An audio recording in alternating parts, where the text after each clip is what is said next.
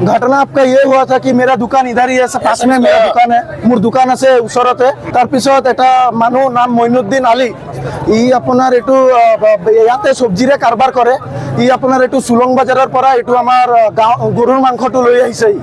তাৰপিছত আমি এইটো মানে যিমান মুটিয়া ইয়াতে আছে, যোনে গাড়ী চাৰি খালী কৰে, চবে কৈছে যে দাদা এইটোতো কামটো তই বেয়া কৰিলি, তথাপিও ই মানা নাই। ড্ৰাইভাৰো কৰিছে, ড্ৰাইভাৰো মানে মানা কৰিছে তাক এইটো উঠাবৰ কাৰণে, তথাপিও ই গাড়ীত উঠাইছে।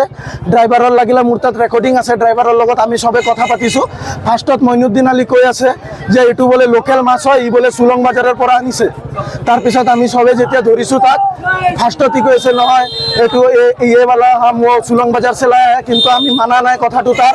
এতিয়া তাৰপিছত যেতিয়া আমি তাৰ ড্ৰাইভাৰত ফোন কৰিছোঁ, তেতিয়া ড্ৰাইভাৰে তাৰ কৈছে যে অঁ দাদা মই ওকে উঠাক মানা করলি, ই তবু বি উঠাতে আহে, মই কি করব। আদিবাসী ড্রাইভার হয় তার, ইও কি কৰিব, গৰিব মানুষ, মালিকে যেটো কৰিব ক'ব এইটো কৰিব লাগিবই। এইটোৱে আমি ৰাঙাপাৰা আৰক্ষী থানাৰ পৰা এইটোৱে আমি এইটো ন্যায় বিচাৰোঁ। আমি এইটো মানে সহ্য কৰিব নোৱাৰোঁ। এইটো শান্তি পৰিৱেশৰ ইয়াতে কেতিয়াবা হিন্দু মুছলিম ৰাজনীতি এতিয়া ৰাঙাপাৰাত হোৱা নাই, বেলেগ জেগাৰ কথা আমি নাজানো। আমি ৰাঙাপাৰা বহুত শান্তিপূৰ্ণ জেগা, হিন্দু মুছলিম আমি চব টাইম একেলগে মিলি কিনে থাকোঁ। এতিয়া ই এনেকা কামটো কৰিছে, আমাৰ এইটো ন্যায় লাগিব।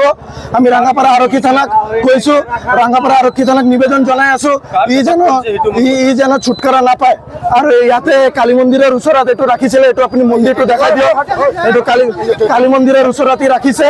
এইটোৱে মোৰ কথা, ন্যায় পাব, ই নালাগে। আমি ৰাঙাপাৰা আৰক্ষী থানাৰ পৰা এইটোৱে আমাৰ ৰিকুৱেষ্ট, যেন আমি মানে ইনচাফ লাগে আমাৰ, মানে এইটোৱে। আৰু থেংক ইউ।